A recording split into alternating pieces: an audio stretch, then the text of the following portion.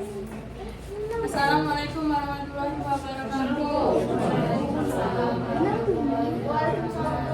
Selamat malam teman-teman. Kembali lagi bersama kami revisi hari ini di kelompok 5. Kami akan menjelaskan penerapan sistem pendukung keputusan dalam evaluasi dosen berprestasi. Nah, ini yang input. Perkenalkan, kami dari kelompok 5. Yang pertama ada Mbak Liana, Mbak Anggun, ada saya sendiri Hani Rahmania, dan ada Tinka Nabila, dan ada Safa Afifah Kamila. Foto di mana? Kenal aku foto. Selanjutnya, latar belakang. Dalam dunia pendidikan tinggi, peran dosen tidak hanya sebatas memberikan kuliah, tetapi juga mencakup penelitian dan pengabdian kepada masyarakat. Identifikasi dosen berprestasi menjadi krusial untuk meningkatkan kualitas pendidikan dan reputasi perguruan tinggi. Salah satu metode penelitian yang dapat digunakan adalah metode SAW atau Simple Additive Weighting. Metode ini merupakan salah satu teknik pengambilan keputusan berbasis peringkat yang dapat membantu mengidentifikasi dan menilai kinerja dosen. Apa itu metode SAW? Metode SAW atau Simple Additive Weighting adalah salah satu metode yang digunakan untuk memberikan bobot pada setiap kriteria dalam pengambilan keputusan, kemudian menghitung nilai total untuk setiap alternatif berdasarkan bobot tersebut. Alternatif yang memiliki nilai total tinggi dianggap sebagai solusi yang terbaik. Kelebihan dan kekurangan metode serta implikasi hasil analisis. Yang pertama ada kelebihan, yaitu objektivitas tinggi, efisiensi proses evaluasi, adaptabilitas terhadap perubahan, penggunaan data yang akurat. Untuk kekurangan metodenya yaitu keterbatasan subjektivitas kontekstual. Kedua, kesulitan mengukur aspek kualitatif, resistensi terhadap proses evaluasi, dan ketergantungan pada data yang tersedia bahan. Selanjutnya akan dibacakan oleh Tinka Nabila. Baiklah, di sini saya akan menjelaskan mengenai tujuan analisis. Tujuan analisis penerapan sistem pendukung keputusan atau disebut juga dengan SPK dalam evaluasi dosen berprestasi secara singkat adalah meningkatkan objektivitas, efisiensi, dan akurasi proses evaluasi dosen dengan memanfaatkan teknologi untuk mengidentifikasi kriteria penilaian dengan relevan, melibatkan berbagai stakeholder, memberikan umpan balik yang konstruktif, dan mendukung pengembangan profesional dosen. Tujuan tersebut bertujuan untuk meningkatkan kualitas pengajaran, penelitian, dan kontribusi dosen serta memastikan kepatuhan terhadap kebijakan perguruan tinggi. Analisis tersebut juga dimaksudkan untuk memberikan dasar dan pemantauan dan perbaikan berkelanjutan dalam implementasi SPK. Selanjutnya ada tujuan SPK, sistem pendukung keputusan, adalah kerangka teknologi yang memanfaatkan data, model matematis, serta proses analisis untuk membantu pengembangan keputusan yang lebih baik dalam situasi kompleks dalam konteks evaluasi dosen berprestasi. SPK dapat menjadi alat yang efektif untuk meningkatkan objektivitas, ketepatan, dan transparansi dalam proses evaluasi. Selanjutnya akan dibacakan oleh Baik, di sini ada kriteria evaluasi. Kriteria evaluasi yang di sini ada tridharma. Kriteria ini mencakup 3 aspek utama dalam dunia pendidikan tinggi, yaitu pendidikan, penelitian, dan pengabdian kepada masyarakat.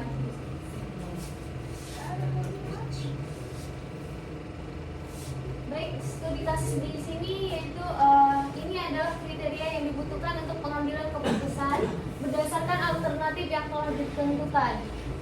Yang pertama ada kriteria 1, yaitu kualifikasi pendidikan. Kriteria 2 banyaknya penelitian. Kriteria 3 banyaknya pengabdian. Rating kecocokan setiap alternatif pada setiap kriteria di atas, yaitu nilai 1 itu sangat kurang, nilai 2 kurang, nilai 3 cukup, nilai 4 baik, dan nilai 5 terbaik. Kriteria kualifikasi pendidikan. Kriteria 1 yaitu kualifikasi pendidikan. Untuk S3 nilainya 5, untuk S2 nilainya 4, untuk S1 nilainya 3. Di sini ada kriteria penelitian. Kriteria penelitian ada nilainya lebih besar dari banyaknya penelitian, lebih dari 5 nilainya 5, banyaknya penelitian 5 nilainya 4, untuk 4 penelitian nilainya 3, dan banyaknya penelitian 3 nilainya 2. Terakhir ada kriteria pengabdian. Kriteria pengabdian itu ada banyaknya pengabdian lebih dari 5 nilainya 5. Kriteria banyaknya pengabdian 5 itu nilainya 4. Kriteria banyaknya pengabdian 4 nilainya 3. Kriteria pengabdian 3 nilainya 2.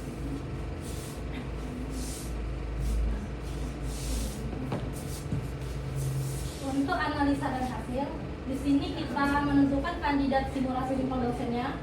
Kita hanya memakai 4 contoh dosen. Di sini A1 itu dosen 1, A2 dosen 2, A3 dosen 3, dan A4 dosen 4. Dan juga kita harus menentukan terlebih dahulu atribut kriterianya. Di sini kita semua K1, K2, K3-nya semuanya memakai benefit.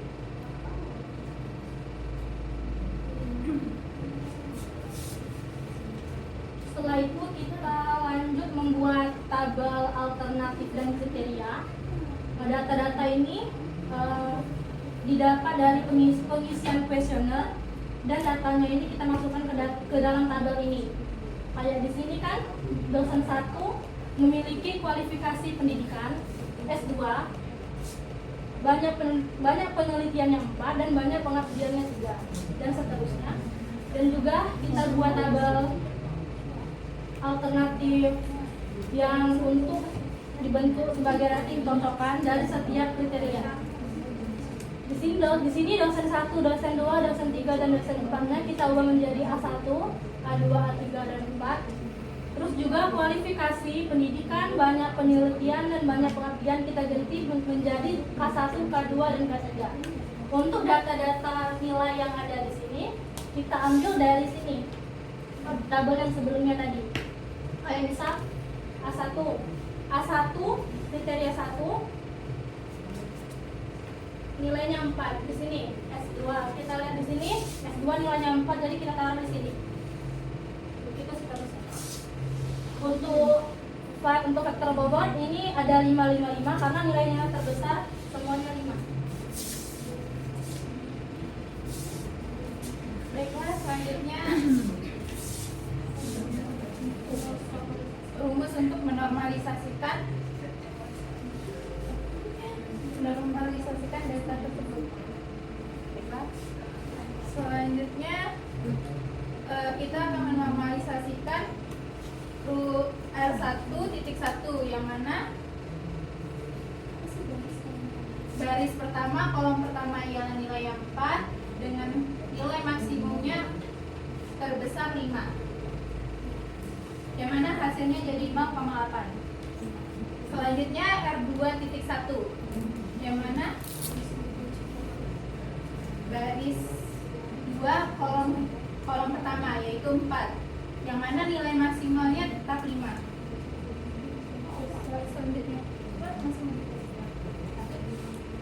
Selanjutnya setelah nilainya dinormalisasikan, kita buat matriks ternormalisasikan seperti ini bentuknya.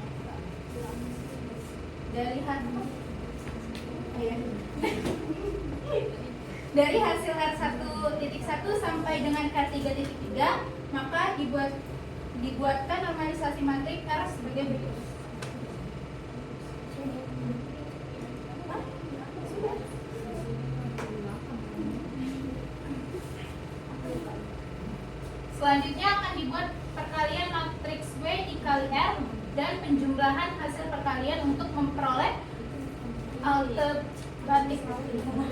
alternatif terbaik dengan melakukan perankingan nilai terbesar sebagai berikut. Yang mana ini rumusnya ya. Cara menghitung bobot preferensinya dan melakukan perankingan adalah A1 sama dengan K.1 buka kurung 0,5 dikali 40 ditambah K2 buka kurung 0,6 dikali 30 ditambah K3 buka kurung 0,4 dikali 30 yang mana hasilnya 62. Bobotnya 62. Selanjutnya, sehingga dengan demikian nilai terbaik ada pada D1 dengan alternatif A4 dengan kata lain dosen A4 akan terpilih sebagai dosen berprestasi. Untuk kesimpulan pembahasan di atas ialah melakukan perhitungan yang sudah dilakukan menghasilkan satu dosen terbaik, yaitu C1 dengan alternatif 4 adalah alternatif yang terpilih sebagai alternatif terbaik untuk meraih prestasi, dan dengan kata lain dosen 4 akan terpilih sebagai dosen berprestasi.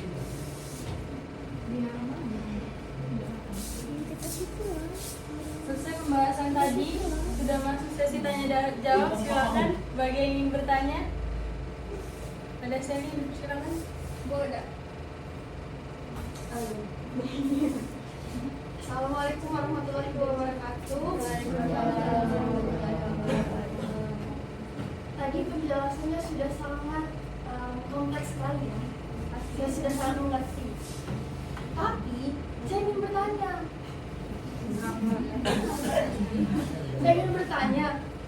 Tadi kan kalau tidak salah kriterianya tadi ada 3. Ada pendidikan, ada penelitian, dan pengabdian. Dan saya lihat tadi tuh adanya tuh cuma benefit. Saya tuh mau cari yang kosnya ada di mana?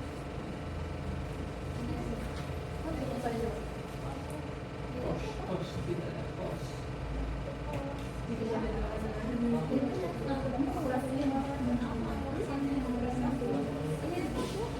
Kosnya kan itu tak jadi.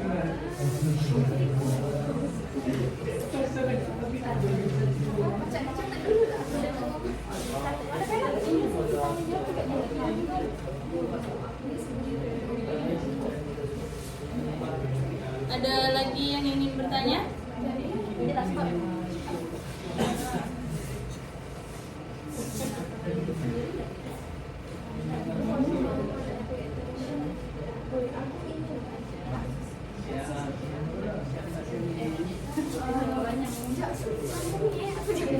Baik, kami akan menjawab pertanyaan dari Sandy. Kenapa tidak ada benefit, tidak ada kos pada penelitian kami? Karena sebenarnya tergantung dari kasus yang kita ambil. Kayak rombongan ke anak kemarin, dia menentukan ada biaya. Kalau ada biaya memang harus ada kos. Tapi untuk penelitian kami, dia tidak memerlukan biaya, makanya dia tidak ada kos. Terus kami juga sudah nyari referensi, memang tidak harus ada benefit sama kos, tergantung dari judul yang diambil. Berarti kos, tapi nanya. Maksudnya kan yang kami kan juga usaha kayak gitu. Nah, maksudnya kos itu tuh bukan cuman perhitungan ke dalam keuangan baik. Kayak misalkan sesuatu yang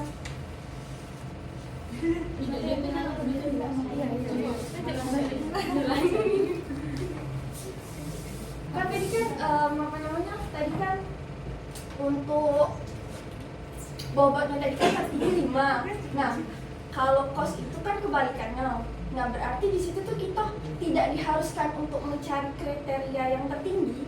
Gitu. Berarti tidak harus sesuai dengan kasusnya. Nentuin dulu kasusnya kasus apa.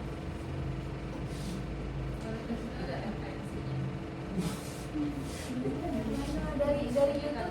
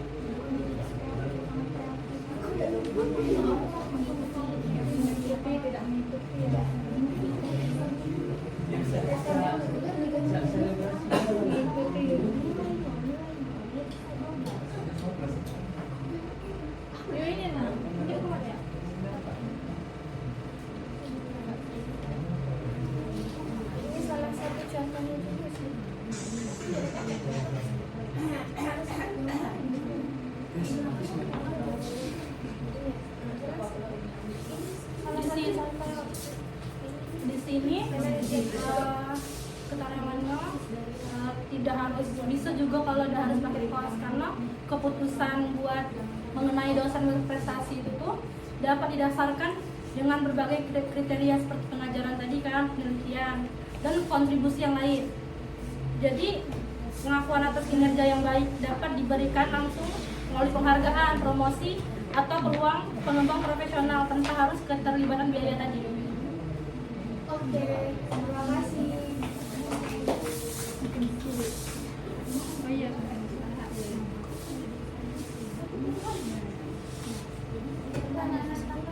Silakan, ada yang lain? Apa cukup? Teman-teman ada yang masih ingin bertanya, dipersilakan. Tadi ada yang 2000 surat suara 2000 dari mana? 2000 itu. Mungkin saya mau menambahkan ya. Iya, Untuk pendidikan, kalau untuk dosen itu nggak boleh satu ya. Minimalnya dua atau tiga. Ya. Nanti diperbaiki saja nanti di poster. Oke? Oke, mungkin itu saja. Dari tahun berapa? Dari tahun berapa? Iya, saya tahu kan. Dari ratingnya. Di tahun 2008 masih bisa kan? Iya jika dari bagian lain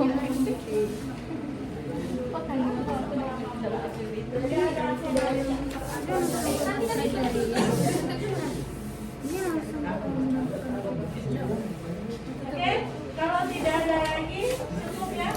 Kasih tepuk tangan dong untuk temannya. Oke, silakan ditutup presentasinya.